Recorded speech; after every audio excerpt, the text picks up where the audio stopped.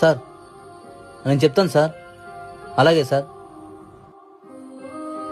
ఏంటమ్మా స్కూల్లో ఎక్స్కర్షన్ అన్నారంటగా, నువ్వు రానన్నావంట. సార్ ఫోన్ చేశారు. నాకు వెళ్ళాలనిపించలేదు డాడీ. చక్కగా వెళ్ళొచ్చు కదే. ఊరుకోమా, నువ్వు కూడా అలా అంటావు. ఇప్పుడు నేను ట్రిప్కి వెళ్ళాలంటే 1000 రూపీస్ అయింది. నాన్న 2 రోజులు కష్టపడితే కానీ ఆ డబ్బులు రావమ్మా మనకి.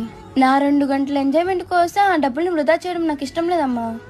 తనకంటూ ఒక జీవితం ఉందని మర్చిపోయి మన కోసం కష్టపడుతున్నాడమ్మా నాన్న. మనమే అర్థం చేసుకోకపోతే ఎలా అమ్మా? మదిలో ఎంతో దిగులే ఉన్నా నవ్వుతూ నన్నే పెంచావు నాన్న. కరిగే మైనం నువ్వవుతున్నా నిసిలో